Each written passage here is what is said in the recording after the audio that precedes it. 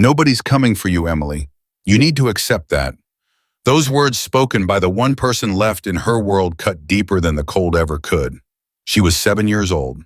It was Christmas Eve, and somewhere inside that tiny chest something quietly broke. This is the story of a little girl the world forgot and the 500 strangers who refused to let that happen. If this kind of story moves you, hit subscribe right now and follow along until the very end, because what happens next will stay with you. And drop a comment telling me what city you are watching from. I want to see how far this story travels. The school hallway smelled like floor wax and forgotten lunches. Every other child had been picked up hours ago. Backpacks gone, hooks empty. The bulletin board still had paper snowflakes taped to it, lopsided crayon-colored, made by small hands that had already gone home to warm kitchens and Christmas cookies, and mothers who called their names like those names were precious things. Emily Carter sat on the wooden bench outside the front office with her hands folded in her lap and her eyes fixed on the glass door at the end of the hall. She wasn't fidgeting. She wasn't crying. She wasn't doing any of the things a 7-year-old does when she's scared. She was perfectly, terrifyingly still. Because stillness was something Emily had learned early. Stillness was how you got through things. You got small. You got quiet. You stopped taking up space. And if you were lucky, if you were very, very careful, the people around you forgot you were even there. And sometimes that was better than the alternative. Mrs. Patricia Olson, the school secretary, sat behind the front desk watching the clock with one eye and the little girl with the other. She had worked at Millhaven Elementary for 19 years. She had seen children forgotten before a parent stuck in traffic, a grandparent who mixed up the days, a babysitter who never showed. It happened. Life happened. But this felt different, and this felt like something that had happened before. She picked up the phone and dialed the emergency contact number for the third time that afternoon. It rang 4 times. Then a recorded voice told her the voicemail box was full. Patricia set the phone down slowly. She looked at Emily. Emily was still staring at that glass door. "Honey," Patricia said gently, walking around the desk. She crouched down to Emily's eye level, the way you do when you don't want a child to feel small. "Can I get you something? There's hot chocolate in the break room. The good kind with the little marshmallows." Emily turned and looked at her. Those eyes, pale blue, almost gray, like winter sky, were completely dry. That was the thing that scared Patricia most. Not tears, not fear, just a calm so deep it didn't belong on a 7-year-old face. "I'm okay," Emily said. "She'll come." Patricia nodded like she believed it. Of course she will. But she went straight back to her desk and dialed a different number. One she didn't dial very often.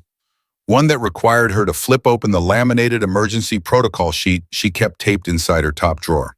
She dialed the number for Karen Holt. Karen Holt was not the kind of woman who left her office before 5 o'clock, but she had already left twice that afternoon, once to pick up her dry cleaning and once 20 minutes ago when she'd gotten the first call from Patricia about Emily Carter. She was back, now standing in the parking lot of Millhaven Elementary engine, still running the December cold cutting right through her wool coat. Karen was a school counselor, had been for 11 years. She had a master's degree in child psychology, a wall full of certifications, a drawer full of pamphlets about resilience and coping and healthy family dynamics. She knew the clinical language for everything Emily Carter was experiencing. But standing in that parking lot, watching through the window as that little girl sat motionless on that bench, all the clinical language went quiet. What she felt instead was something much older and much simpler. She felt fury. She walked through the front door. Patricia looked up, and the relief on her face was immediate. "I've been calling the grandmother's number all afternoon," Patricia said, keeping her voice low. "Voicemail's full. The father's number is disconnected. The mother—" She stopped, lowered her voice further. "The mother's contact is listed as out of state. I have a note here from last spring that says she relocated." Karen already knew most of this. She had Emily's file. She had read it more than once. She walked to where Emily was sitting. "Hey, Emily." Emily looked up. Something shifted in her expression, not quite hope, but the ghost of it. "Mrs. Holt, are you here to take me to Grandma's?" Karen sat down on the bench beside her. "I'm working on getting you there, yes, but I wanted to come check on you first." She paused. "How long have you been sitting here, sweetheart?" Emily thought about it with the seriousness of a child doing math. "Since dismissal." Dismissal had been at noon. It was now 4:47. Karen breathed through her nose, kept her face steady. Are you hungry? No, thank you. Are you cold? No, thank you. Karen looked at the child's shoes, canvas sneakers, no insulation. The left one had a crack along the sole that had been repaired with what looked like electrical tape. Emily, she said carefully, did your grandmother know school let out early today for the holiday? A small pause. Emily looked back at the door. I told her, she said. She said okay. Another pause. She might have just forgotten, Emily added. And the way she said it measured rehearsed like she'd said it before about other people in other situations made Karen's chest ache in a way that no amount of professional training could armor you against. She put her hand gently over Emily's. We're going to get you to your grandmother's. Okay, I promise you that. Emily nodded. She didn't smile. She just nodded the way people nod when they've learned that promises from adults come in two kinds, the ones that get kept and the ones that don't, and they're no longer surprised by either. The grandmother's name was Ruth Carter. Karen had spoken to Ruth twice before. The first time back in September after Emily had come to school 3 days in a row without lunch and one of her teachers had flagged it. The second time in October after Emily had fallen asleep in class and the teacher had noticed bruising on her arm that turned out after investigation to be from a bicycle fall. But still, both conversations had been short. Both had been defensive. Ruth Carter was 71 years old, lived alone, had a bad hip, and did not, as she had made very clear, need anyone telling her how to raise a child she had not asked to raise. Her mother made her choices, Ruth had said the first time Karen called. I'm doing what I can. I'm not a young woman. Karen had tried to be compassionate. She understood that Ruth hadn't signed up for this, that Emily's mother, Sandra, had struggled with addiction for years, had eventually disappeared. Not dramatically, not all at once, but in the slow grinding way that some people disappear piece by piece until one day you realize they haven't called in 6 months and their number doesn't work, and nobody seems to know exactly where they are. Emily's father, David Carter, had been in and out of the picture. More out than in. He had a new family in Nevada. He sent a card at Christmas sometimes. So Ruth had Emily. Ruth, who was tired and bitter and doing her best, which by any honest accounting was not quite enough. Karen tried the number again from her cell phone. This time it rang twice before someone picked up. What? Not a question, a wall. Mrs. Carter, this is Karen Holt from Millhaven Elementary. Emily is still here at the school. We haven't been able to reach you. I know where she is. Ruth's voice was flat, exhausted. I'll get there when I get there. Mrs. Carter's school dismissed at noon. It's almost 5 o'clock. Emily has been sitting. I said I'll get there. A pause. The sound of a television in the background. I had things to do. Karen gripped her phone tighter. It's Christmas Eve, Mrs. Carter. It's 31 degrees outside and Emily is sitting in the school hallway in canvas sneakers. She's inside, isn't she? Ruth snapped. She's not outside. She's fine. I'll come get her. I'm not getting a lecture from a school lady about how to. I'll bring her to you, Karen said. I'll drive hers myself. Right now, I just need to know you're home. A long pause. Fine, Ruth said. I'm home. The line went dead. Karen sat with the phone in her hand for a moment. Then she stood up, smoothed her coat, and walked back to the bench where Emily was waiting. Okay, she said. I'm going to drive you to your grandmother's. Is that all right? Emily picked up her backpack. It made almost no sound, almost nothing in it. Okay, she said. She stood up, took one last look at the glass door. Then she followed Karen out. The drive to Ruth Carter's apartment took 11 minutes. Karen knew the complex. It sat on the east side of town off a road that the city had promised to repave for 3 years running. 2 stories, exterior walkways, a parking lot with more broken lights than working ones. Emily sat in the back seat and looked out the window. She didn't ask questions, didn't make requests, didn't do any of the things most children her age would do. No fidgeting, so, are we there yet? No chatter about what she hoped Santa would bring. Karen watched her in the rearview mirror and tried to make conversation. She asked about school. Emily answered politely in full sentences like someone who had been taught that you answer adults when they speak to you. She asked about Emily's favorite subject. Math, Emily said. She asked why math. Emily thought about it. Because the answers don't change, Emily said. 2 plus 2 is always 4. It doesn't matter what's happening. Karen had to look back at the road. She pressed her lips together hard and stared straight ahead. Ruth met them at the door of the apartment. She was a small woman, stiff in the way of people whose bodies had become adversaries.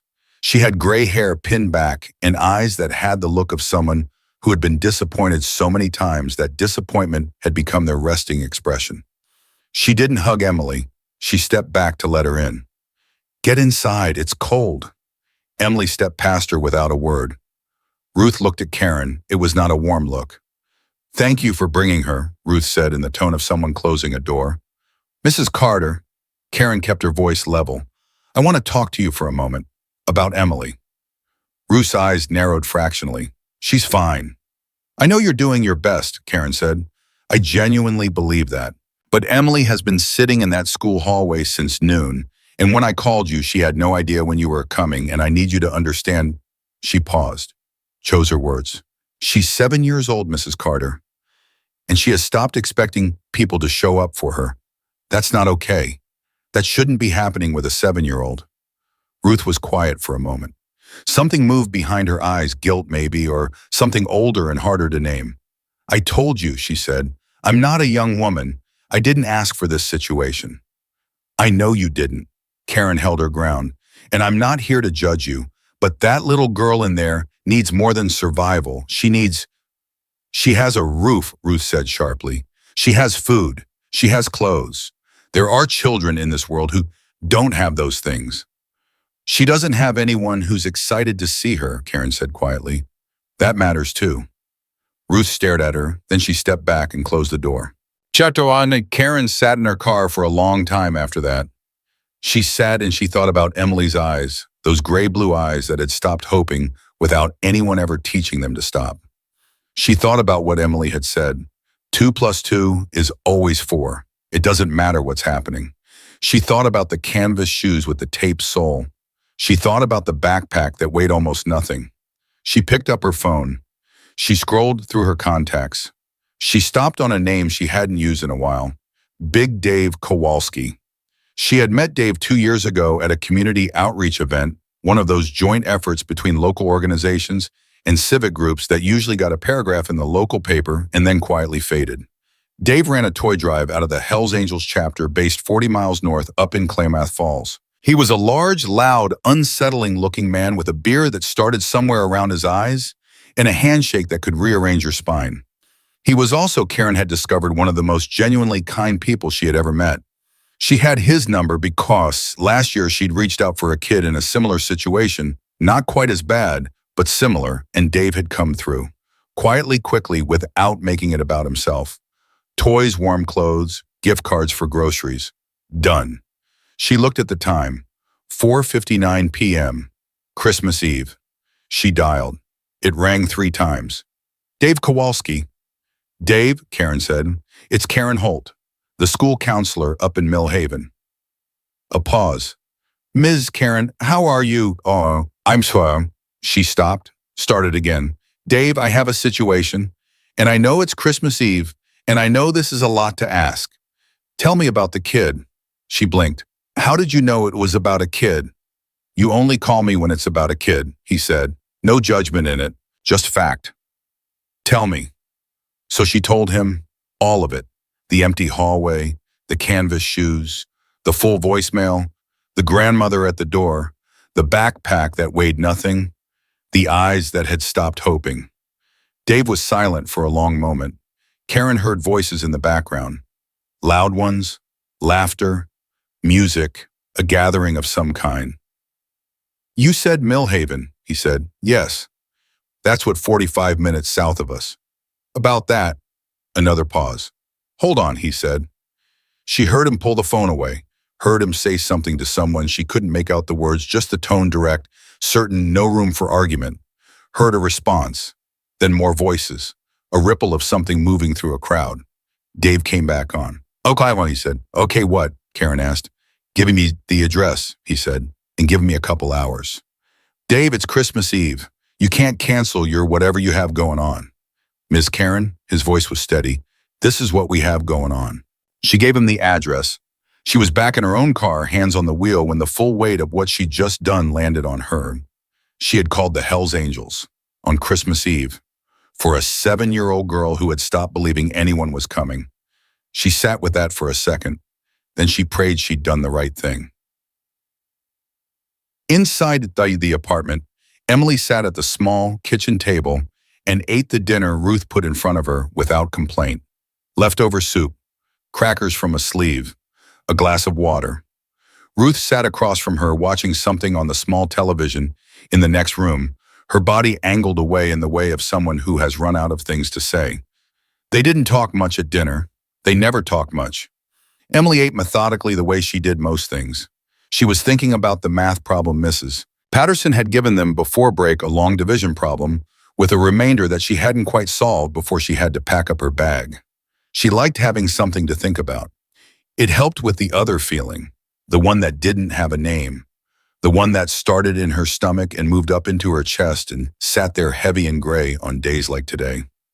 After dinner, she brought her bowl to the sink and washed it without being asked. Ruth watched her do it, said nothing. Emily dried her hands. "Grandma," she said, "is there anything you need help with?" Ruth looked at her. That flicker again, something behind the eyes. "No," she said. "Go to bed. It's late." It was 6:30. Emily went to the small room at the back of the apartment that had become hers. A cot, a folded blanket, a small dresser with 2 drawers that were hers and 2 that held Ruth's off-season things. There was no tree. There had been talk of one back in November, but it had never happened. There was a small wreath on the front door, artificial from the dollar store, and a candle on the windowsill that Ruth said she wasn't lighting because she was worried about the curtains. Emily lay on the cot and stared at the ceiling. She could hear the families in the other apartments. She could hear Christmas music through the walls, faint, muffled, but unmistakable. She could hear a child laughing high and bright, the kind of laugh that exists on the far end of excitement. She lay very still. She thought about what Mrs. Holt had said in the car, not the words exactly, but the way she'd said them, the way her voice had gotten careful and warm at the same time. She thought about what she'd said about math, about the answers always being the same. She wondered if that was true about other things too. She closed her eyes. Outside, the snow kept falling. The night went quiet. And then from somewhere very far away, growing closer by the second, she heard something she had never heard before. A sound like thunder. But the sky was clear. It wasn't thunder. It was engines. Hundreds of them. And they were coming straight toward her. She lay on that cot with her eyes open and her hands flat against the blanket, and she listened to the sound grow. It wasn't like anything she had heard before. It wasn't one engine, it was dozens, then more than dozens, a rolling, thundering wave of sound that seemed to come from every direction at once and press against the walls of the apartment like something alive. She sat up. In the next room, she heard Ruth's chair scrape back hard against the floor. "What in the—" Ruth's voice was sharp with alarm. "What is that?" Emily slid off the cot. Her feet hit the cold floor. She moved to the door of her room and opened it a crack. Ruth was standing at the living room window, her hand pulling back the curtain, her face lit by headlights. Too many headlights, moving lights, sweeping across the ceiling of the apartment in long arcs, one after another, after another. "Emily," Ruth's voice had changed. Something was in it now that Emily had never heard there before. Something close to fear. "Get back in your room." Emily did not get back in her room. She moved forward instead, slow and quiet, the way she always moved, and she came to stand just behind her grandmother's shoulder and looked out through the gap in the curtain. The parking lot below was filling. Motorcycles, row after row of them pulling in with that deep mechanical growl, their headlights cutting through the dark and the falling snow, their riders big and leather-clad and moving with the unhurried certainty of people who always arrive exactly when they mean to. They parked in perfect lines. They cut their engines one by one. And as each engine went silent, the collective sound changed not to quiet, but to something charged. Something that hummed in the chest like the moment before a storm breaks.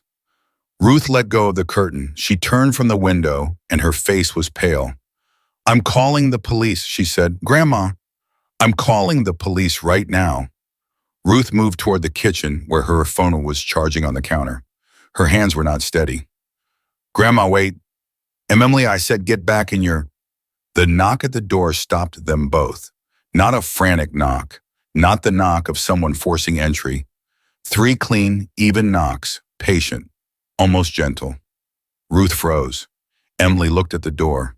The knock came again, same rhythm, and then a voice deep unhurried with a roughness around the edges that came from years of wind and road and weather. Mrs. Carter, my name is Dave Kowalski. I'm a friend of Karen Holtz, the school counselor. She asked me to come. Silence. Ruth didn't move. Ma'am, I know this looks like a lot from the outside, the voice continued. I understand completely. But I promise you nobody out here means any harm. We're here for Emily. It's Christmas Eve and we wanted to make sure she had one. Ruth looked at Emily. Emily looked at the door. And then she did something she almost never did. She didn't calculate. She didn't wait. She crossed the room and she opened the door herself. The man on the other side was enormous. That was the first thing, just the sheer size of him, filling the doorframe, shoulders wide enough to block the light from the walkway. He had a beard the color of iron and a leather vest with patches that Emily couldn't quite read, and eyes that were, and this was the thing she would remember for the rest of her life, kind. Not performatively kind. Not the careful kindness adults put on like a costume when they're trying to seem safe. Just genuinely, simply kind, the way some faces are built. He looked at her. He didn't look down at her the way most adults looked at children with that slight tilt, that adjustment. He crouched. Right there in the doorway, this enormous man folded himself down until he was at her level, and he looked at her straight. You must be Emily, he said. She nodded. My name's Dave. Miss Karen called me. He paused. She told me about today, about waiting at school. He said it plain, without drama, without the careful softening adults usually applied to hard things when they talk to children. That shouldn't have happened, and I'm sorry it did. Emily stared at him. She had been apologized to before by teachers, by counselors, by her grandmother, in moments of guilt that quickly hardened back into distance. She knew what a performed apology sounded like. This wasn't one. Why are you here? She asked. He smiled. It moved his whole face. Because it's Christmas Eve, he said, and because nobody should spend Christmas Eve alone, especially not someone your age. Behind Emily, Ruth arrived at the door. She stepped in front of Emily, slightly, not roughly, but instinctively, the protective gesture that lives in people, even when they've done a poor job of everything else. Mr., she started. Kowalski, he said, standing, offering his hand. Dave Kowalski, I run a toy drive out of Klamath Falls. Karen reached out to us today. He shook Ruth's hand, and even in that small gesture, there was something measured and respectful about it. We brought some things for Emily, nothing extravagant. We heard she needed a Christmas, and we had one to spare. Ruth looked past him. She could see the parking lot from where she stood, the rows of motorcycles, the men and women standing beside them, the large truck that had pulled in alongside them. Several people were unloading things from the back of the truck. Boxes, bags, something large wrapped in red. Her expression moved through 3 different things in about 4 seconds. Suspicion, disbelief, and then something she couldn't quite manage. Something that cracked through despite herself. We don't need charity, she said, but the iron was gone from her voice. It's not charity, Dave said simply. It's Christmas. He looked back at Emily. Do you want to come see? He asked. Emily looked at her grandmother. Ruth's jaw tightened. Then slowly, with the look of someone stepping off a ledge they're not sure about, she gave a small nod. Emily stepped through the door. The cold hit her immediately, that sharp, clean December cold that makes your face sting and the air taste like metal. She was in her socks. She hadn't thought about shoes.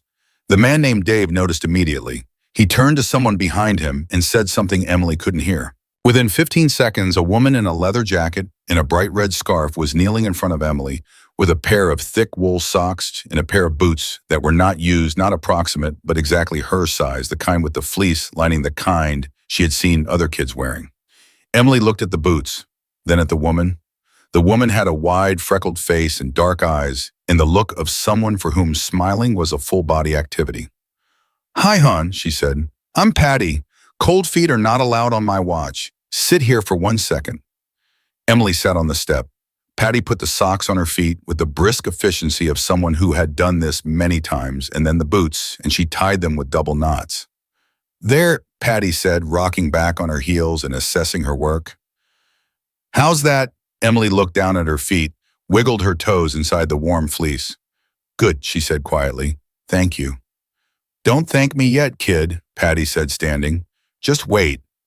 The truck was fully open now, and the people around it were carrying things, not dropping them, not organizing them at a distance, but bringing them directly one at a time toward the steps where Emily stood.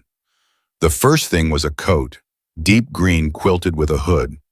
A woman she didn't know held it up, and Emily looked at it, and the woman said, "Go ahead, put your arms in." And Emily put her arms in, and the woman settled it over her shoulders, and it was the right size, and it was warm, and it smelled new. Emily had never had a coat that smelled new. She stood very still in the coat, her arms at her sides. "It's yours," the woman said, like she needed to be told. The next thing was a box, medium-sized, wrapped in paper with snowflakes on it.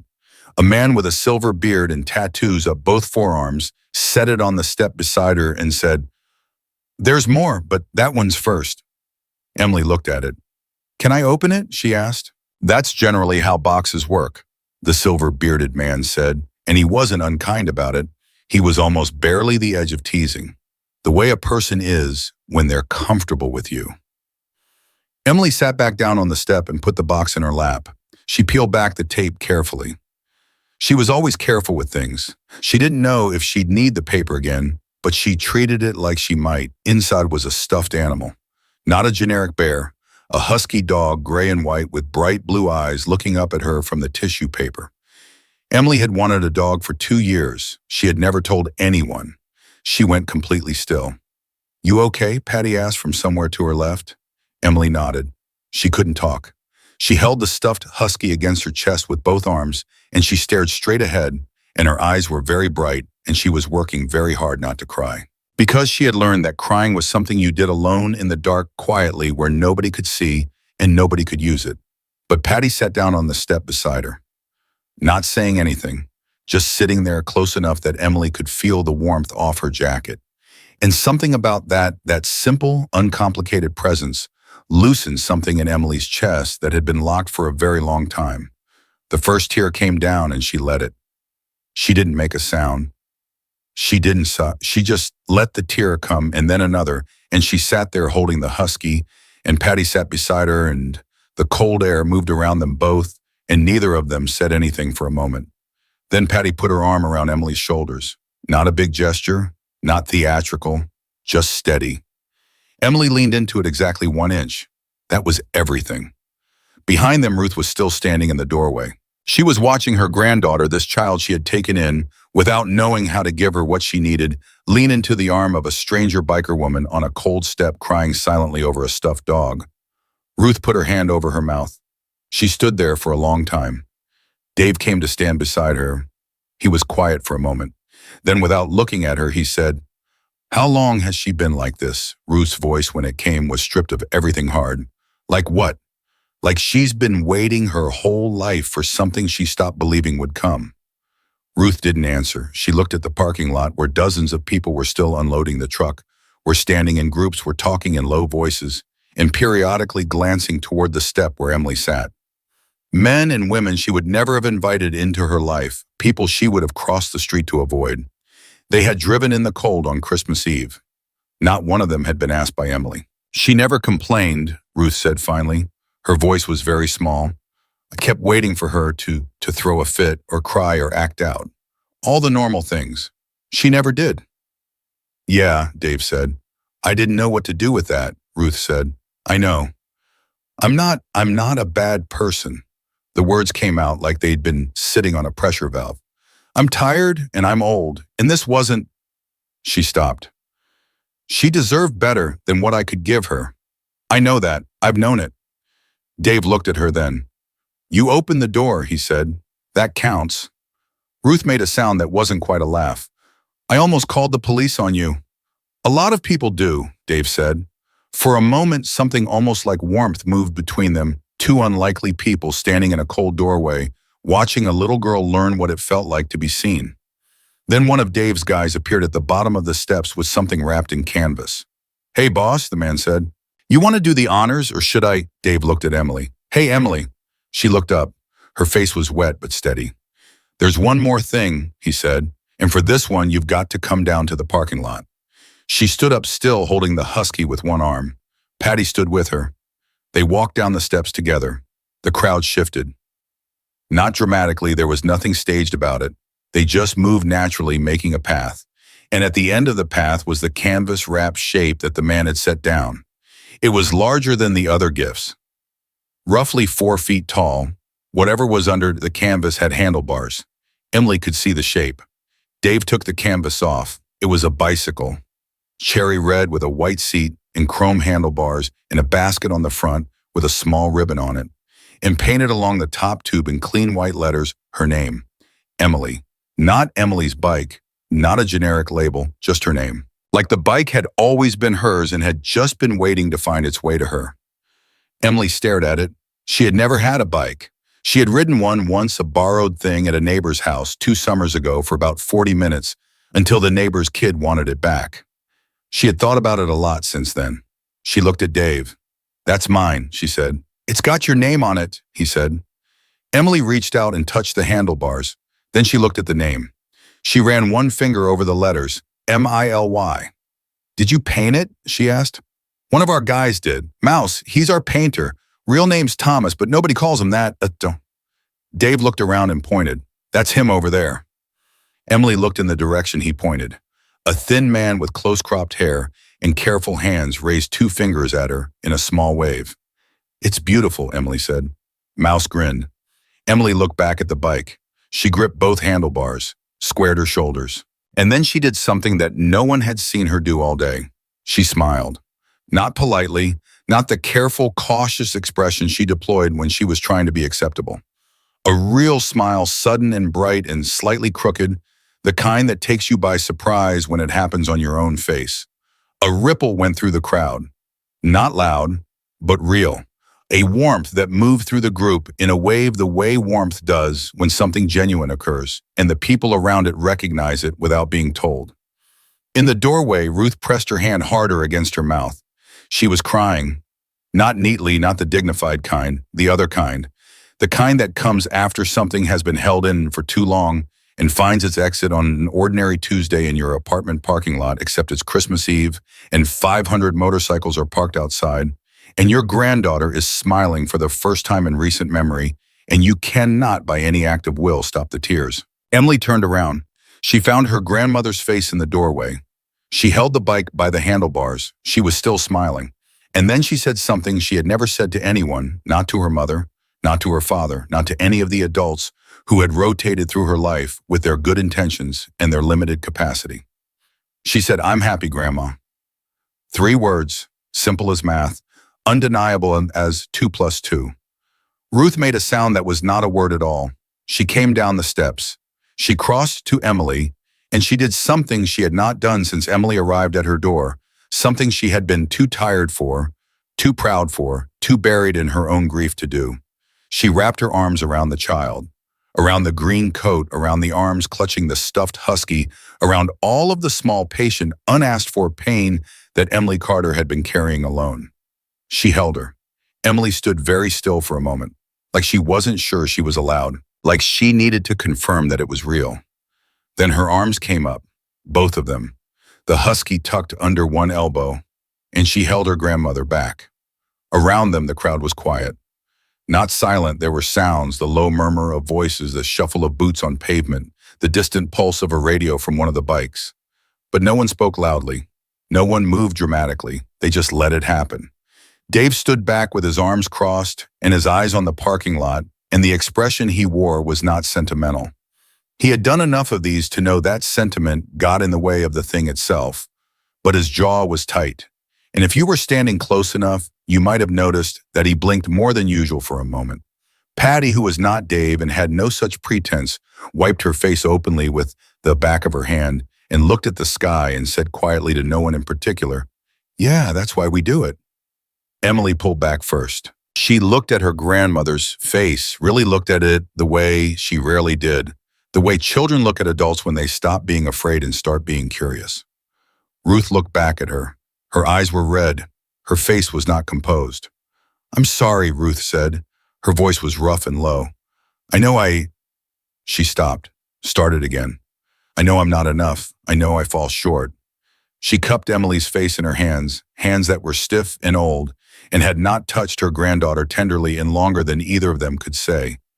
But I don't want you to stop believing people come. Emily looked at her. Someone came tonight, Emily said. Ruth laughed. It surprised both of them. A short, wet sound that was somehow also the most alive sound Ruth Carter had made in years. Yes, she said. Someone came.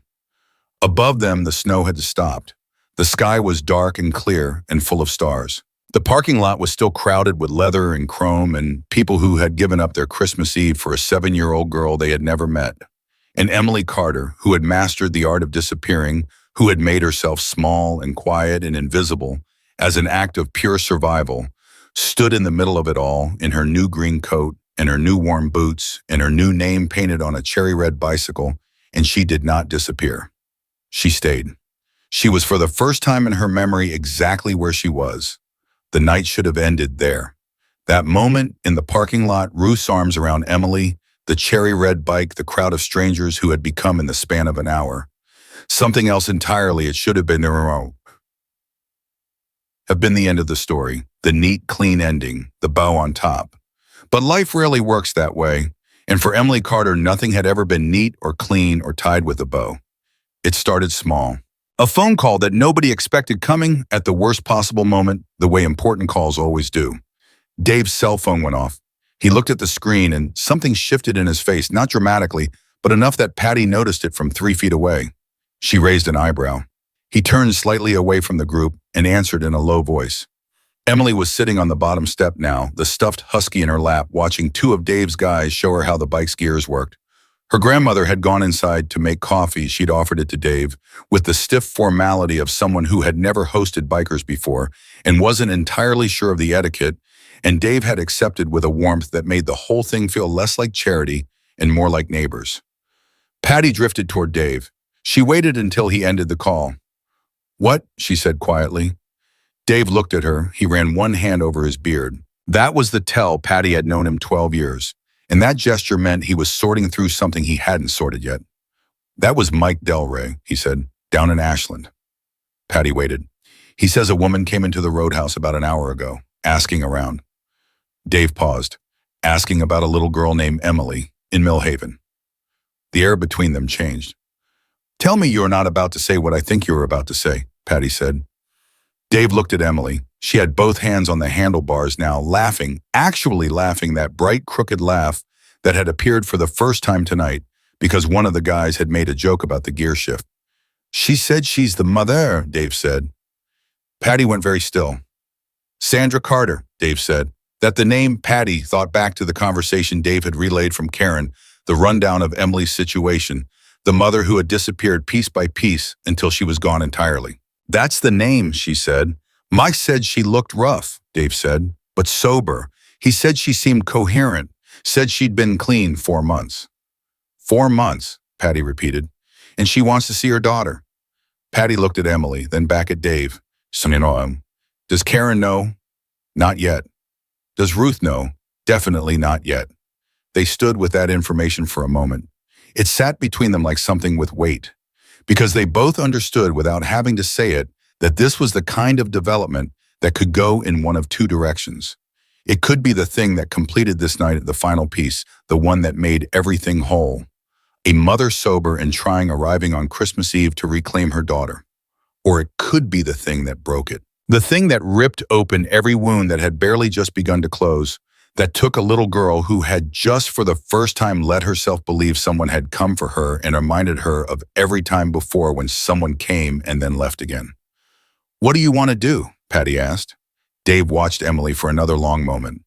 She was off the step now, walking the bike slowly back and forth along the edge of the parking lot, getting a feel for it with Mouse walking beside her, saying something that made her giggle. I want to call Karen, he said. He was already dialing. Karen picked up on the second ring. She was not asleep. She had not expected to sleep tonight. She had been sitting in her car 3 blocks away because she couldn't quite bring herself to drive home, not yet. Not while she still felt the pull of what was happening at that apartment complex. "It's Dave," he said. "I know your number," she said. "What happened?" He told her. Short and straight, the way he always communicated important information, no preamble, no softening. Sandra Carter, Ashlyn, 4 months clean, wants to see Emily. The silence on Karen's end lasted long enough that Dave tried the phone to make sure the call was still connected. "Karen, I'm here." Her voice was careful, controlled. The voice of someone who was feeling a lot and choosing what to do with it. How confident are we that she's actually sober? "Mike's not somebody who gets those things wrong," Dave said. "No," Karen agreed. "He's not." A pause. "But 4 months is 4 months, Dave. That's not nothing, but it's not a guarantee of anything." "I know that." "Emily has been abandoned by this woman repeatedly," Karen said. The word abandoned sat in the air between them like something with teeth. Not once, repeatedly. And every time Emily put herself back together and got smaller and quieter and more careful. "If Sandra shows up tonight and this goes wrong—" "I know," Dave said again. "If it goes wrong, it could undo everything that happened in that parking lot in the last 2 hours. Do you understand what I'm saying? That little girl just tonight, she just started to open back up, just the smallest amount. And if her mother walks in and then walks back out again—" "Karen," his voice was steady, "I hear you, but she's the girl's mother. I can't keep that from her indefinitely, and I can't decide for either of them." He paused. "What I can do is make sure if she comes here that we're all present, that Emily isn't alone with it, that Ruth is there, they're at it, you're there." Another long pause. "Do you think she should come?" Karen asked. It was the hardest question. Dave felt the full weight of it. "I think," he said slowly, "that a woman who's been gone that long, who got sober and drove however many miles on Christmas Eve to find her daughter, I think she's going to come whether we sanction it or not. The question is whether Emily has people around her when it happens." The pause this time was shorter. "Tell Mike to bring her," Karen said, "and tell him to make it clear to her she follows our lead. She doesn't rush Emily. She doesn't make promises she can't keep. She doesn't make it about herself." "Done," Dave said. He ended the call. Patty was still standing beside him. She had heard most of it from his end. "You sure about this?" Dave looked across the parking lot at Emily, who had stopped the bike and was looking up at the sky where the clouds had cleared and the stars were out, her face open and upturned and unguarded in a way it probably hadn't been in a very long time. "No," he said honestly. "I'm not sure about a single part of it, but I'd rather be present for the hard thing than absent from it." Patty nodded. That was enough for her. It was 40 minutes later when the car pulled into the lot. A lot had happened in those 40 minutes. Ruth had come back outside with a tray of mugs, actual mugs, not the polite suggestion of hospitality, but real mugs filled, handed out with a combination of awkwardness and genuine effort that moved several of the bikers more than they would have admitted. Emily had drunk hot chocolate. She had learned 3 names. She had shown Patty the stuffed husky and explained very seriously that she was going to name him Captain because captains led things and she felt he was that kind of dog. She had been for 40 uninterrupted minutes a 7-year-old child on Christmas Eve who felt safe. Then the car pulled in. Karen arrived 30 seconds before it did. She had driven those 3 blocks and parked and come to stand with Dave at the edge of the lot. She looked tired. She looked like someone who had made a decision she wasn't certain about and was committed to it anyway. The car stopped. The engine cut. Nothing happened for a moment. Then the door opened. Sandra Carter was 31 years old, though she looked older in the way that certain hard years age a person beyond their calendar. She was thin, too thin, but not the desperate thinness of active using. The recovering kind where the body was slowly remembering how to replenish itself. She had Emily's coloring, the same pale hair, the same blue-gray eyes, which was in this moment almost unbearably pointed. She was wearing a clean jacket, and her hands, when they came out of her pockets, were not shaking. She saw Dave first, then Karen. She stopped walking. "Ms. Holt," she said. Her voice was careful, like someone who had rehearsed and still wasn't sure they remembered all the lines. "Sandra," Karen said. She did not move forward to greet her. Not coldly, but not warmly either. Steady. "I'm glad you came. Is she—" Sandra's eyes moved past them, scanning the parking lot. "Is she here? Is she okay?" "She's okay," Karen said. "She's had a good night, actually, a really good night." Karen stepped slightly closer and lowered her voice. I need you to understand something before you go any further. You do not rush this. You do not make her feel like she owes you anything. You do not make promises you cannot stand behind. Are we clear? Sandra's jaw tightened. Not in defiance and pain, the particular pain of someone who knows they deserve exactly this treatment and cannot argue with any part of it. We're clear, she said. She doesn't know you're here, Karen said. We haven't told her. So however she reacts, whatever she does or doesn't do, that's hers. You don't push it. Sandra nodded. Her eyes were bright. She was holding herself together with what looked like tremendous effort. 4 months, Karen said quietly. 4 months and 11 days, Sandra said. Karen looked at her for a long moment. Then she stepped aside. Sandra walked forward. She saw Emily before Emily saw her.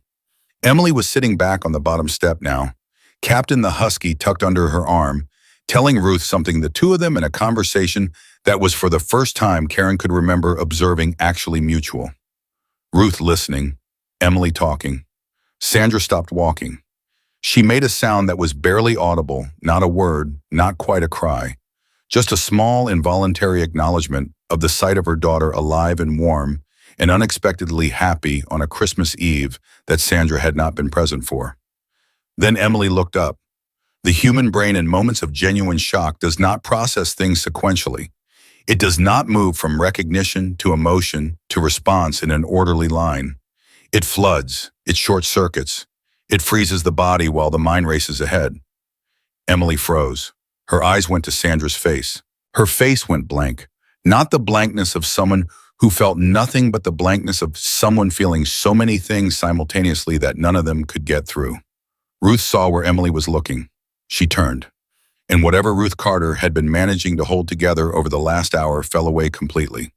Her face went hard and then collapsed and then went hard again in about 3 seconds. She stood up. Sandra. Her voice had the particular quality of a word that contained a lifetime of things unsaid. Mama. Sandra did not look at Ruth. She was still looking at Emily. I know. Her voice broke slightly on the second word. I know, Mama. I know. Emily still had not moved. Nobody in the parking lot moved. The large leather-clad crowd had gone so quiet that you could hear the distant highway and the sound of someone's bike ticking as it cooled. Sandra took another step forward. Then she stopped because Karen's words were in her head, and she was following them to the letter. She did not rush. She did not close the distance. She let Emily have the space. Hi, baby, she said, barely above a whisper. Emily looked at her for a long time. Her expression moved through things not quickly, not dramatically, but steadily, like weather moving across a screen. Recognition, something complicated, something that flinched, something underneath that flinching that had never stopped. You came, Emily said. The 2 words landed like a stone into still water, and Sandra, who had been holding herself together since she got out of the car, who had promised herself she would be present and strong and not make it about her own grief, under Swen closed her eyes for 1 second. I came, she said. I'm sorry it took me this long. Emily looked down at Captain. She adjusted him under her arm. She was doing the thing she did when she was processing, going very still, going internal, letting the math of it run. Then she looked back at her mother. Are you staying? She asked. And that was the question, the only one. Not why did you leave, not where have you been, not do you have any idea what it was like. Just are you staying? The distillation of 7 years of waiting into 3 words, straight and simple and devastating. Sandra crossed the remaining distance. She knelt down on the cold pavement in front of Emily, and she looked her daughter in the eye, and she said the only thing there was to say, the thing that a person in recovery learns before almost anything else: do not make promises you cannot keep. She said, I am trying, Emily. With everything I have, I am trying. And I am not going to lie to you and tell you that trying is the same as staying, because you deserve the truth more than you deserve a promise I might break. She put her hand on Emily's knee, gently, like something she wasn't sure she had the right to. But I am here tonight, and I want you to be here tomorrow, and I am fighting for that every single day. Emily looked at her hand on her knee. Then Emily looked at Dave, who was standing off to the side with his arms folded and his expression doing the thing it did when he was feeling a lot and showing very little. Dave, she said. He looked at her. Yeah. You said I've got 500 people in my corner. I did say that, he confirmed. Does she count? Emily asked. She gestured with her chin toward Sandra. Even if she messed up before Dos, does she still get to be in the corner? The parking lot was so quiet. Dave uncrossed his arms. He walked over to Emily and crouched down the same way he had in the doorway when he first arrived, getting to her level, looking at her straight. That's your call, he said. Not mine, not anybody else's. That's 100% yours to make. Emily sat with that. The husky. The new boots. The cherry red bike with her name on it leaning against the step behind her. She looked at her mother, at the pale hair, at the eyes that were her eyes filling up with tears that Sandra was not quite managing to contain. She looked for a long time. Then she said, you can be in the corner, but you have to actually stay in it. Sandra made a sound, that jagged, full-body sound that comes when grief and relief arrive at the exact same moment and your body cannot separate them. She put her hands over her face. Her shoulders shook. Emily watched her cry. Her expression was not soft. She was not a child who had forgotten 7 years and 30 seconds. But it was open. It was there. It was present. She reached out and put her hand on her mother's arm. Not a hug, not forgiveness wrapped in a bow. Something more real than that. Something that said, I see you. I'm not gone. I'm still here. Ruth watched from the step with tears running straight down her face and no attempt to stop them. Patty was done pretending to look at the ski finder. Karen stood at the edge of it all and felt the particular exhaustion of someone who had done the right thing and still had no idea how it was going to turn out and had made peace with that uncertainty and was grateful anyway. Dave straightened up. He looked at his watch. He looked at his people, all of them still there standing in the cold without complaint on Christmas Eve for a little girl they had never met before tonight. He raised his voice just enough to carry. All right, he said. We got one more thing in the truck. Several people grinned. Someone in the back said, finally. 2 of Dave's guys went to the truck. They came back carrying something between them, a box flat and wide, and inside it, when they opened the lid, was a Christmas tree. Not a grand one, not a towering thing. A real tree cut fresh with a stand already attached and a string of lights wrapped around it and a single star on top. They carried it up the steps past Ruth, who stepped aside automatically and into the apartment. And just like that, with a tree being carried through a doorway and a mother crying on a cold step and a little girl watching with her hand still resting on her mother's arm, the apartment that had been empty of Christmas for years became something else. Emily looked at the door. She looked at her mother. She looked at her grandmother, who had sat back down on the step and looked ancient and tired and more present than she had been in years. Are we going to go in? Emily asked. Ruth looked at Sandra. Sandra looked at Ruth. Between the 2 women passed something that had years of difficulty in it, real years, real difficulty, the kind you don't resolve in a parking lot on Christmas Eve, but also something else, an acknowledgement. A shared understanding that the most important thing in either of their lives was this 7-year-old girl sitting between them asking if they were going to go in. Yes, Ruth said. She stood up. She held out her hand to Emily. Emily took it. Sandra stood. She looked at Ruth's hand holding Emily's hand. She didn't reach for Emily's other one. She understood without being told that she had not earned that yet, that there was a sequence to things, a rightness to how trust was rebuilt, and it was not rushed, and it was not demanded. She walked up the steps behind them. At the door, Emily stopped. She turned back to the parking lot, to the rows of motorcycles and the crowd of leather-jacketed strangers who had become, over the course of one Christmas Eve, something she didn't quite have a word for yet. She looked at Dave. Will I see you again? She asked. Dave put his hand on his chest. You've got my number, he said, and my word. Emily nodded. She thought about that.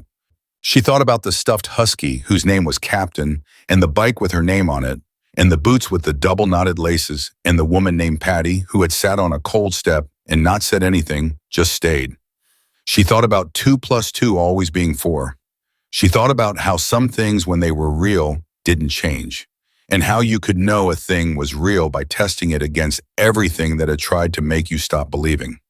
She looked back at the parking lot one more time, at all of it, all of them. Then she walked through the door. The tree fit perfectly in the corner of the living room, which was either luck or the kind of thing that happens when the universe decides a story deserves to land right. Dave's guys had set it up fast and without fuss, plugged in. The lights adjusted, the stand stepped back and left without requiring any acknowledgement for it. That was the thing about these people that kept catching Karen off guard. They didn't need the credit. They did the thing and then they moved out of the way of the thing, which was rarer than it should have been.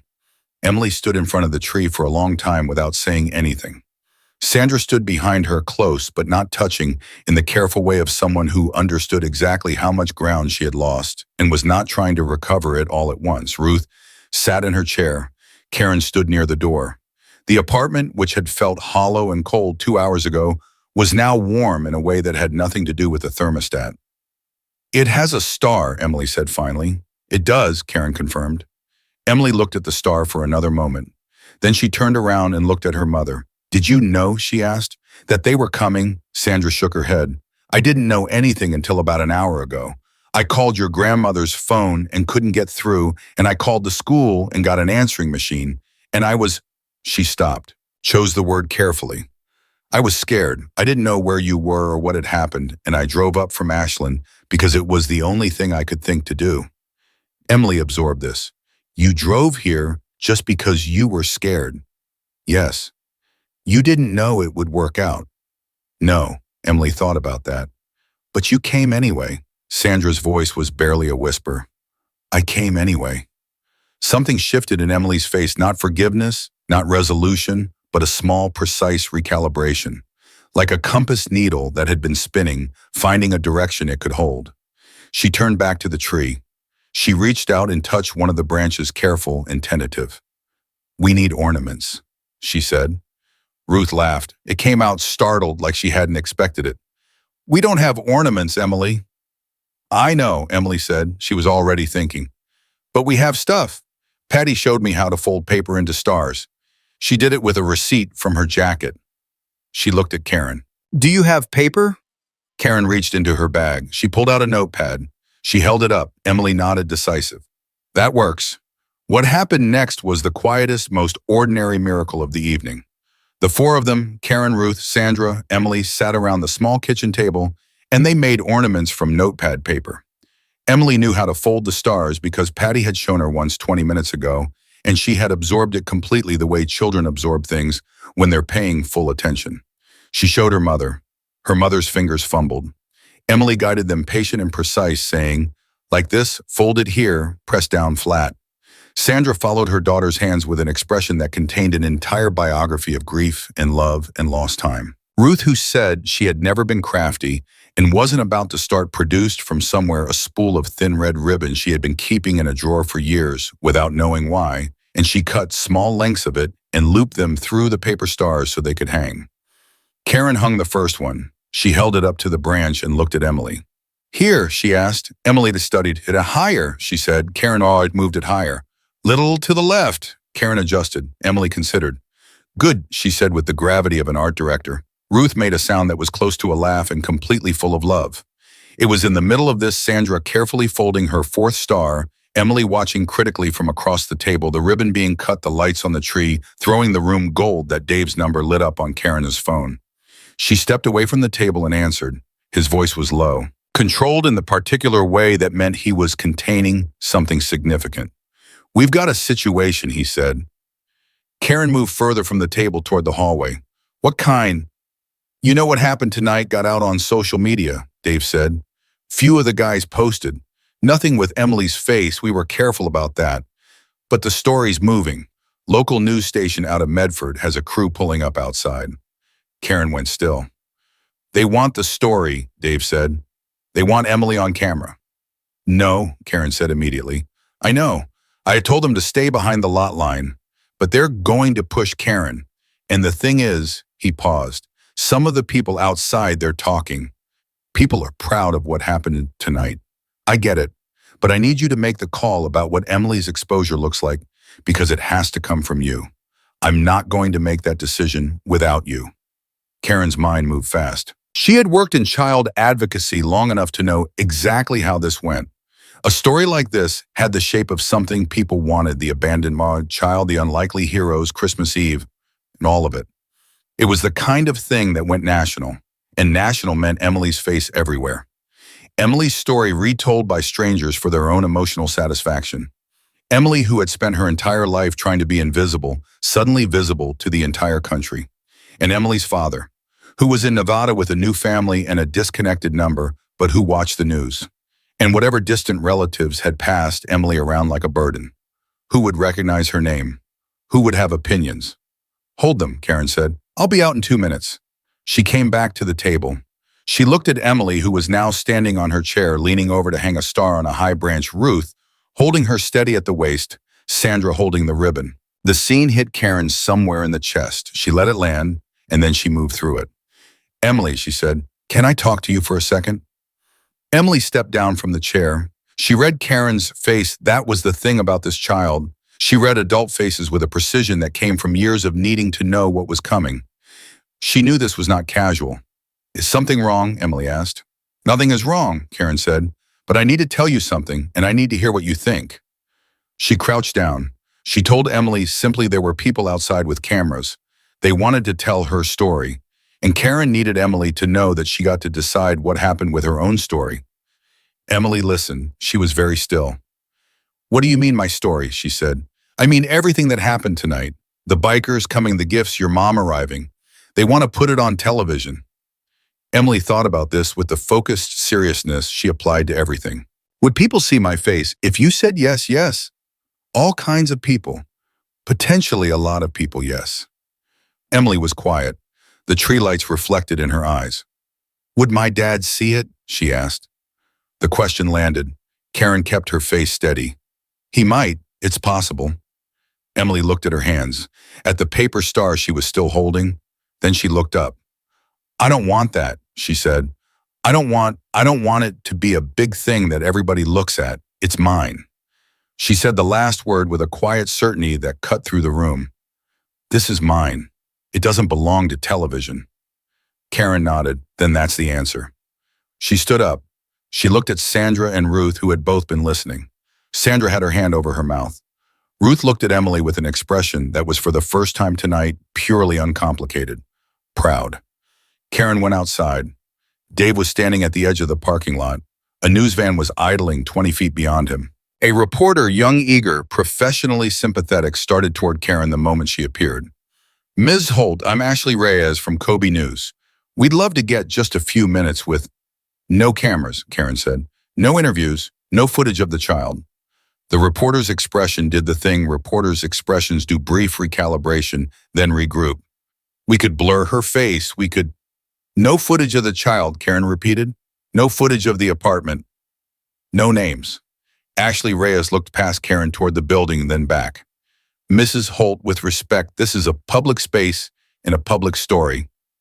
Dave stepped forward. He didn't say anything. He didn't need to. He simply moved to stand beside Karen, all 6'3" of him, and looked at the reporter with an expression of complete, unhurried patience. Ashley Reyes recapped her pen. If any of your guys want to speak to what the organization does in general, Karen offered it because she was a fair person even when she was holding a hard line. Dave can point you to someone, but Emily Carter is not part of this story tonight. Not publicly, not ever without her consent. The reporter looked at Dave. Dave gave a small shrug that communicated both acknowledgement and absolute finality. Ashley Reyes made a decision. Can we at least get a statement from you? From Mr. Kowalski, just the community angle, the toy drive, the outreach? Dave looked at Karen. Karen thought about it, then nodded once. Dave turned to the reporter. He was quiet for a moment, gathering the words. We got a call about a kid who needed a Christmas, he said. We had one. We brought it. That's the whole story. He paused. The part that matters happened inside that apartment with that family, and it's not ours to tell. Ashley Reyes was quiet for a beat. She was young enough to still be moved by something like that when she heard it, and experienced enough to know it made terrible television. She nodded slowly. That's a good quote, she said. It was a quiet admission, something personal, not professional. Thank you, Dave said. The van backed out 20 minutes later. When Karen came back inside, Emily was sitting cross-legged on the floor in front of the tree. She had a mug of hot chocolate from the stash Ruth had apparently been hiding in the back of the cabinet for the kind of occasion that had never previously occurred. Captain the Husky was in her lap. Sandra was sitting on the floor beside her, not close but close enough. Ruth was in her chair. A Christmas movie was playing on the small television with the volume low, more background than content. It looked improbably entirely like a family. Not a tidy family, not a photographable family, not the kind you put in a card with a dog and matching sweaters. A real one full of damage and effort and the specific exhaustion of people who have been hurting each other for years and are trying imperfectly and without a manual to do something different. Karen stood in the doorway and looked at it. She thought about the girl she had found on that bench at noon, rigid, quiet, absolutely certain that no one was coming. She thought about canvas shoes and a backpack with nothing in it and a voicemail box full of silence. She thought about Emily saying 2 plus 2 is always 4. It doesn't matter what's happening. She thought about what it meant that Emily had let someone sit beside her on a cold step, that she had opened a door without being told to, that she had told her mother, you can be in the corner, but you have to stay in it. The intelligence of that, the precision of it. A 7-year-old who had learned enough hard math to know that love was not the same as presence, and presence was not the same as reliability, and reliability was the only currency that actually counted. She was still watching when Emily looked up and saw her in the doorway. Mrs. Holt, Emily said, come sit down. It was not a request. It was an instruction. The easy authority of someone who had, for this one evening, decided that this was her space and she was running it. Karen came and sat down. The 4 of them, the counselor, the grandmother, the mother, and the girl sat together in the warm room with the paper stars on the tree and the movie playing low and Captain the Husky presiding from Emily's lap. And then Sandra did something that no one had expected, least of all herself. She began to talk.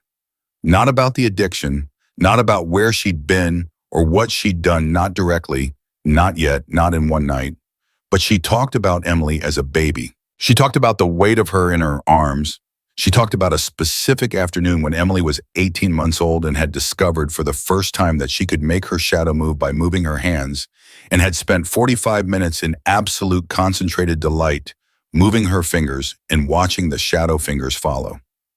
She kept looking at me, Sandra said. Like, are you seeing this? Are you seeing what I can do? Emily was very still.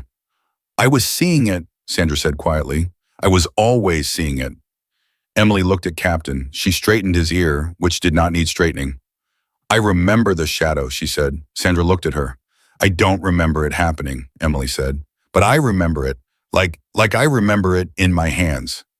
Sandra made no sound, but tears came straight down her face, the kind that don't announce themselves. Ruth looked at her hands in her lap. Karen looked at the tree. The star at the top was lit from behind by the window, and it threw a small, imperfect glow across the ceiling. It was in this moment, this suspended, fragile, completely real moment, that Emily's phone made a sound. Except Emily didn't have a phone. She was 7. It was Karen's phone on the floor beside her, a text notification. She glanced at it automatically, the reflex of someone who had been on call all evening. It was from Dave. Check your email. Sent you something you need to see before tomorrow. Karen's brow creased. She picked up the phone and opened her email. She read it once, then she read it again. Then she set the phone face down on the floor very carefully, the way you set something down when you need a second before you respond to it. Ruth noticed. What is it? Karen looked up. She looked at Emily. First, the instinct was always to read the child before anyone else. Emily was watching her. Dave got some messages tonight, Karen said. After word got out about what happened. She paused. There's a family in Portland. They've been working with the foster system for 2 years. They've been approved. They saw what happened tonight, not the footage, just the story, and they reached out through the chapter. She paused again. They're asking about Emily. The room went very still. Sandra's face drained. Ruth's hands went tight in her lap. Emily looked at Karen with those gray-blue eyes, clear, direct, unafraid. What does that mean? Emily asked. It means they want to know if you need a permanent home, Karen said. She kept her voice level, not clinical warm, but honest. It means there are people who heard your story and want to be your family. Permanent, Emily said. Yes. Like they wouldn't give me back. The question hit every adult in the room at exactly the same point. The soft, undefended center of it. Karen steadied herself. That would be the idea, she said. It would take time. There's a process, but yes, that would be the idea. Emily sat with that. She looked at the tree. She looked at her mother. Sandra was staring at the floor. Her hands were in her lap, and they were trembling, and she was not speaking because she could not speak because she understood with absolute clarity what this moment required of her, and it was the single hardest thing she had ever been asked: to stay quiet, to let Emily have this, to not make it about her fear. She stared at the floor and she breathed and she stayed quiet. Emily looked at her grandmother. Ruth met her eyes, and in that look passed everything between them: the 2 years of this imperfect arrangement, the empty voicemail, the cold soup, the missing tree, the evening in the school hallway, and also the ribbon on the stars, the laugh at dinner, the arms that had finally tonight held on. Ruth's voice, when it came, was the most honest thing she had said in years. "I am not enough for you, Emily," she said. It cost her everything to say it. You could see it costing her. "I love you, I do. But I'm 71 years old and I'm tired, and I have not given you what you deserve, and I know it. I've known it." Her voice broke slightly. "If there are people who can give you more, who can give you everything, I am not going to stand in the way of that because of my pride." Emily looked at her for a long time. "You came outside," Emily said. Ruth blinked. "What?" "Tonight, when Dave knocked. You came outside. You didn't have to." Emily's voice was matter-of-fact. "You could have just said, 'Go away,' but you came out." Ruth looked at the floor. "That counts," Emily said. It was an exact echo of what Dave had said to Ruth in the doorway. You open the door, that counts, and the fact that Emily had heard it and stored it and was now returning it applied precisely where it was needed made Karen press her hand briefly over her own mouth. Sandra, who had been staring at the floor, finally looked up. She looked at Emily. Emily looked back. "What do you want?" Sandra asked. Her voice was stripped of everything except the question itself. "Not what I want. Not what anyone else wants. What do you want, Emily?" It was the first time in Emily's life that an adult had asked her that question and waited for the answer with no agenda attached to it.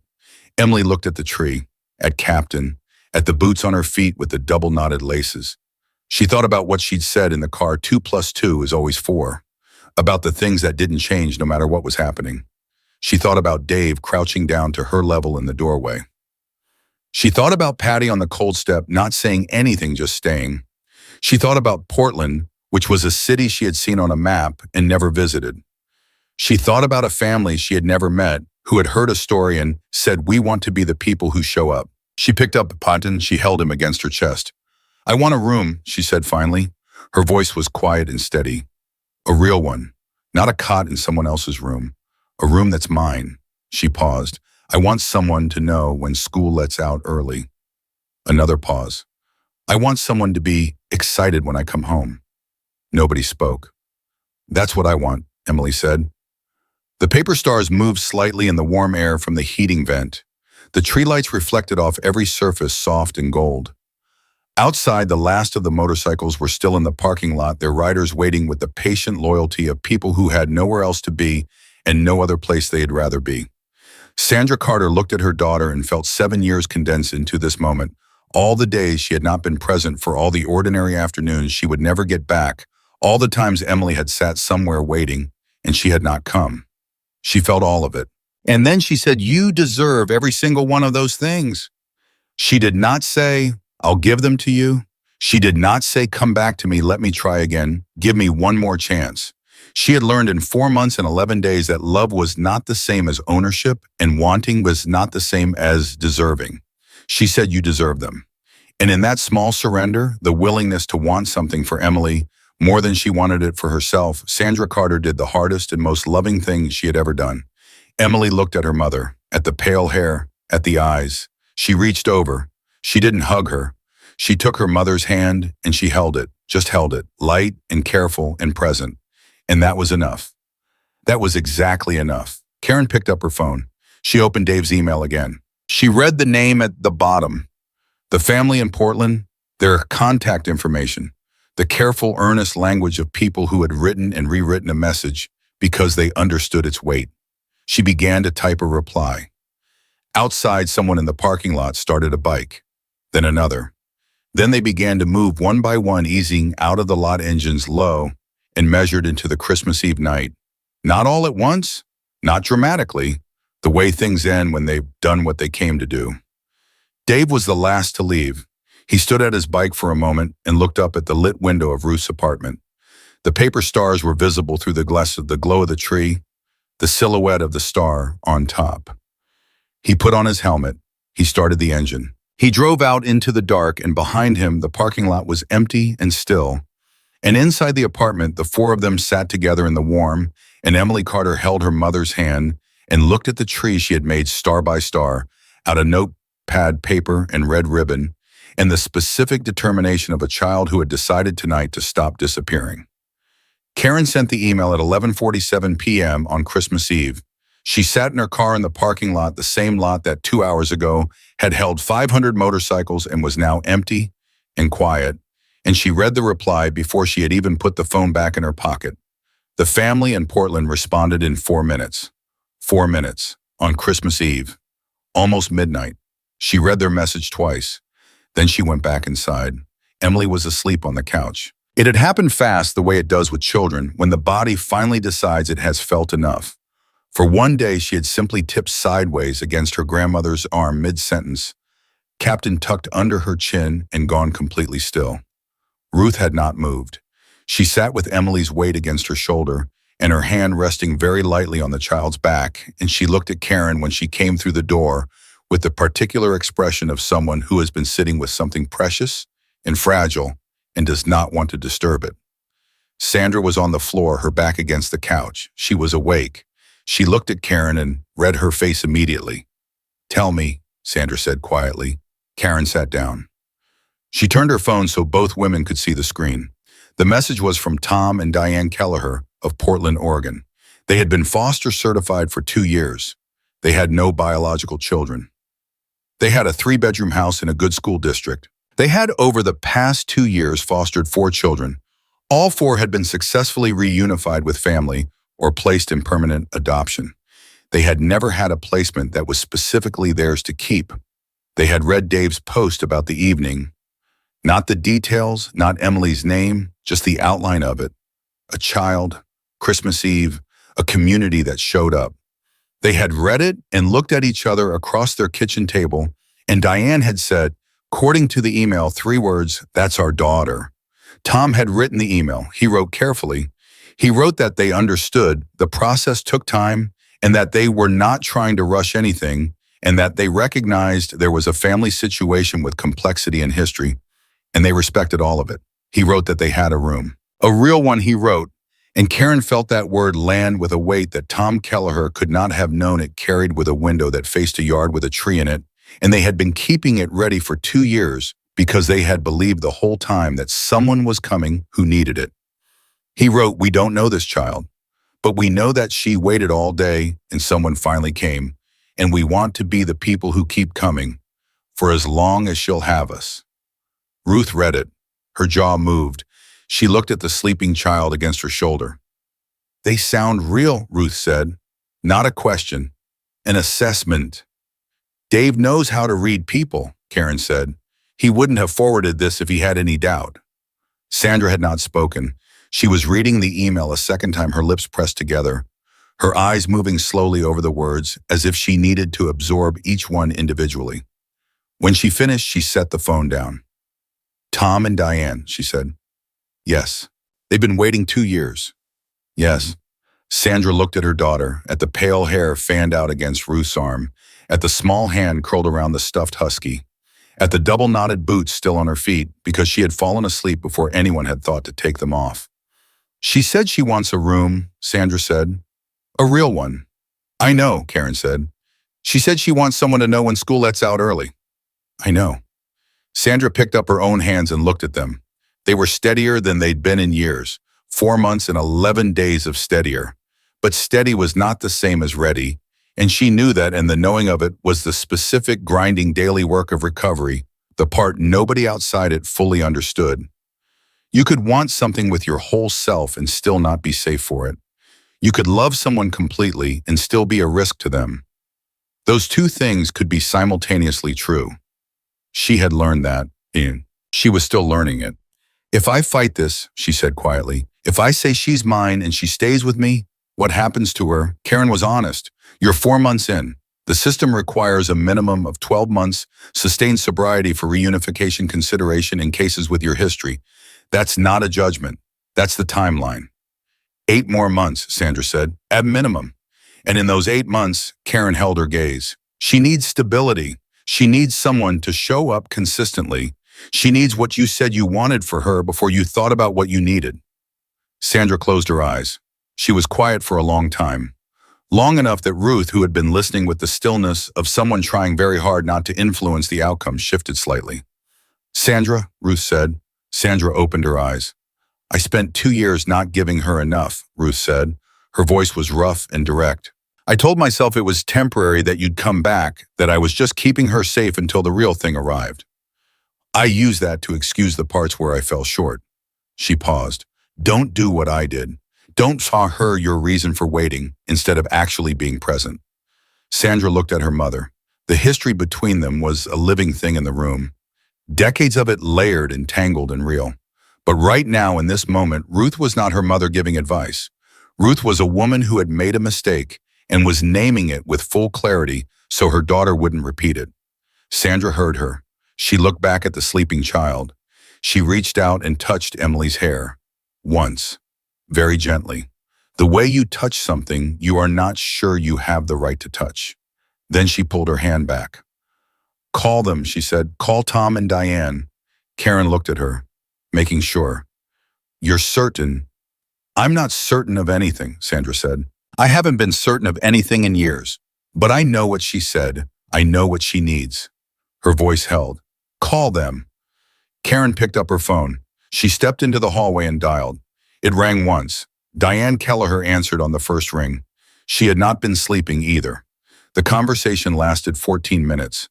Karen would remember it afterward not as a professional exchange, but as one of the most clarifying conversations she had ever had. Diane Kelleher spoke the way people speak when they have thought about something so much that the words come out already shaped, not rehearsed but settled. She asked the right questions. She did not ask about Emily's past with the voyeuristic curiosity some prospective parents brought to it. She asked about Emily's personality, what she liked, what she found hard, what made her laugh. Karen told her about the math, about 2 + 2 always being 4, about the way Emily had guided her mother's fingers through the paper starfold with the patience of someone twice her age. Diane was quiet for a moment after that. Then she said, She sounds like someone who's been waiting to be known. Karen leaned against the wall of the hallway and pressed her hand over her eyes and breathed. Yes, she said. That's exactly what she is. They agreed on a date for a first meeting. January 3rd, a neutral location, Karen's office at the school which Emily already knew and where she felt by relative measure safe. Nothing formal, just an introduction. Tom and Diane would drive down. Karen would be there. Emily would be told, in advance, fully honestly, the way Emily required everything to be told to her. No surprises, no setups, just the truth. There are people who want to meet you, and you get to decide what happens next. When Karen came back into the living room, Emily was still asleep. Ruth had not moved. Sandra was sitting with her knees pulled to her chest and her head back against the couch, eyes on the ceiling. January 3rd, Karen said. Yeah. Sandra nodded. She didn't look down. Okay. It's a first meeting, that's all. I know. Karen sat back down. The three women sat together in the quiet of the apartment, with the paper stars on the tree and the child asleep between two of them, and they did not speak for a while. Sometimes a silence is the right size for what it holds. It was Ruth who broke it. She named the dog Captain, Ruth said. Karen looked at her. The stuffed one. She said she named him Captain because captains lead things. Ruth paused. She told me she decided that in approximately 45 seconds. Karen smiled. She's always been like that, Sandra said to the ceiling. She decides things fast and then she holds them. A pause. When she was 3, she decided her favorite color was green, not because anyone told her, just decided. It's still green. Sandra's voice was soft, not sad exactly. Something more complicated than sad. I know that about her. I know all these small things about her, and I lost the right to be the one who knows them. You haven't lost it forever, Karen said. Sandra looked at her. 8 months is not forever, Karen said. It's 8 months. Do the work, show up to the meetings, build the record, and one day you'll be in a room with a judge and you'll have something to show. She paused. I'm not promising you the outcome. But I'm telling you, the door is not closed. Sandra stared at her, like someone hearing something they needed to hear and were afraid to believe. You really think so, she said.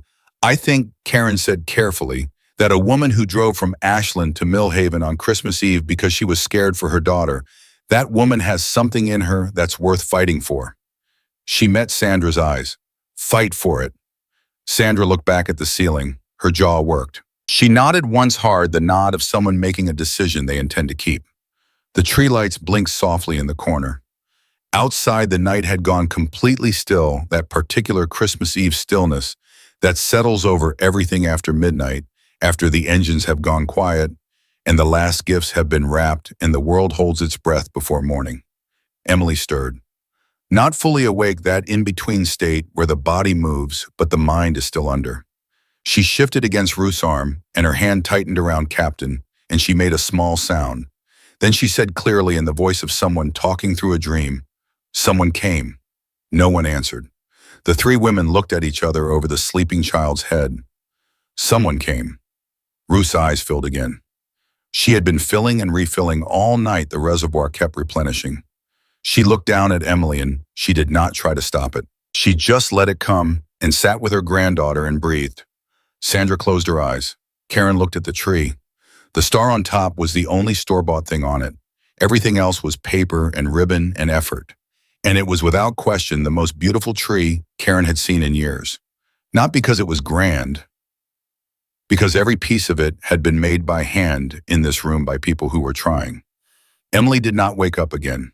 She slept through the rest of Christmas Eve and into Christmas morning, and when she woke, the light through the window was white and clean, and the tree lights were still on because no one had turned them off, and Captain was still in her arms, and her grandmother was asleep in the chair across the room, and her mother was gone because Sandra had understood without being asked that the right thing was to let Emily wake up in the steady and familiar, not the complicated and new. She had kissed Emily's hair at 2 a.m. so softly the child didn't stir, and she had walked out the door with Karen, and she had gotten in her car and driven back toward Ashland in the next 8 months of work. But she had left something on the kitchen table. Emily found it when she went to get water. A folded piece of notepad paper, the same notepad Karen had brought for the stars. Folded into a shape Emily recognized immediately because she had just learned to make it. A star. And inside it, written in her mother's handwriting, 5 words. I am coming back. Promise. Emily stood at the kitchen table and held the paper star and read the 5 words 3 times.